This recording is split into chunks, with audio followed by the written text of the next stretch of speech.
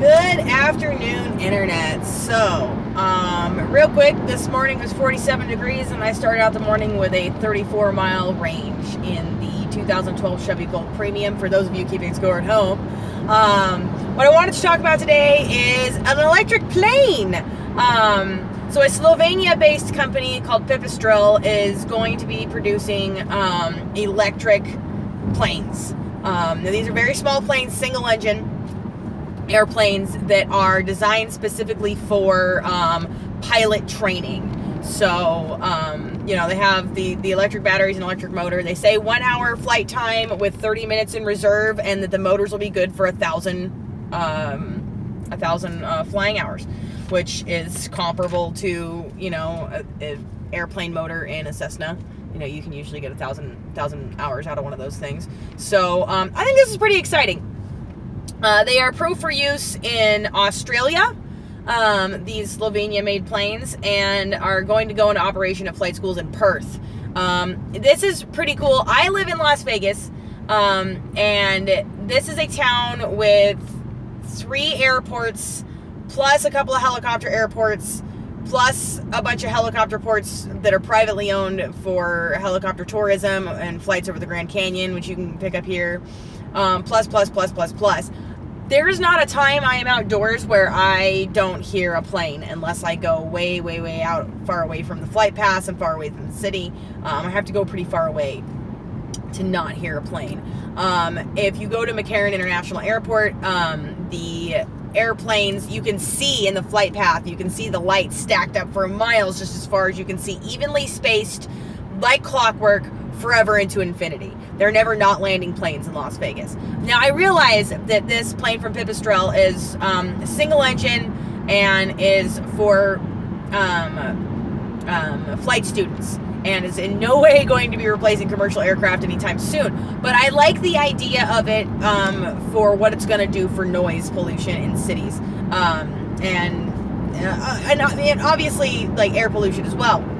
This is pretty cool. One of my first jobs when I was a kid, one of my very first jobs, like in high school, sophomore or junior year, I worked for my uncle, Scott, at Mercury Air Center in Reno, Nevada, detailing airplanes. So that was like my first experience getting up close and personal with machines and seeing how things worked, and cleaning things. And my uncle was a pilot, and it didn't happen all the time, but every once in a while I would get to go up with him in a bird. And my favorite was the single engine Cessna, and we would take it up, over Reno and glide around Lake Tahoe, and it's like boom, as soon as you get over the lake, the air gets a lot colder, so you sink, and then swoop it all around and come back into Reno. And to land the thing, we have our headphones on the whole time, and communication gears. You have to have the comms on, because the sound of the engine is deafening. Airplane engines spin at extremely high RPM to keep you up in the air. And this was a single engine, not a twin engine. So the motor's like right in front of and under you, and you got all the propeller noise, prop noise, and everything. But in order to land these older style birds, you have to shut it off and glide in. So you literally turn the airplane off and then glide into your landing. And I still to this day remember the first time he ever did that. He warned me. He's like, hey, I have to shut it off to land it. Don't freak out, because the engine's going to stop. And I was like, okay, I won't freak out. And he shut it off, and I immediately freaked out, even though we talked about it. But it wasn't just that the engine was off and we were in the air, essentially unsupported, is what it felt like. It was the shock of the thing, all that noise and vibration, like constant droning, heavy noise, for so long when we're out flying. And then all at once it's off. And it's only for like maybe the last 40 seconds of the flight. But I remember, like, once I got over the terror, I had a few seconds to enjoy the silence of the thing and being silent up in the air. And that was always my favorite part. Every other time after that, like once we landed and didn't die, the gliding in part was always my favorite part. So, I like the idea of these electric planes, because there's just going to be this really low hum from the electric motor, but it's not going to be that deafening drone of, the traditional Cessna motor. And I don't know, I think there's something like really interesting and very romantic about that. One of the arguments people have against electric cars, the skeptics about electric cars say, well, what happens if you run out of charge? Where are you going to get more charge? You can't just fuel up like you can in a car.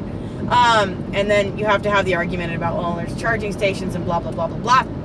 In an airplane, in my mind, I don't really see the difference, whether it's electric or gas powered, because if you run out of gas in the air, you fall out of the sky. And if you run out of electric charge in the air, you're going to fall out of the sky. So it kind of doesn't matter. The maintenance costs are going to be reduced greatly, and the cost of training a pilot overall was one of these things, is going to be 70% less than if they were trained in a traditional internal combustion engine airplane. That just goes to show you how much of the training cost is really just aviation fuel. It's insane, the amount of emissions and everything, but like also the cost. Well, if we can bring down the cost of training pilots, then more people can get their pilot's licenses, which is pretty cool. And, you know, that makes a lucrative career opportunity available to a lot more people. So that's a neat thing. Right now, this is only happening in Australia. The planes haven't been approved in other places. They're not approved here yet. But I'm interested to see how this turns out. So what do you guys think? What do you guys think about electric airplanes? Do you live in a place with a lot of air pollution? Do you live in a quiet place? When you go to a city, do you notice all of the extra air pollution from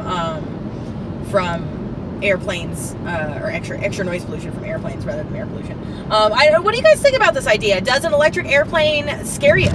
Does the idea of this make you nervous? I really am curious as to your guys' thoughts on this.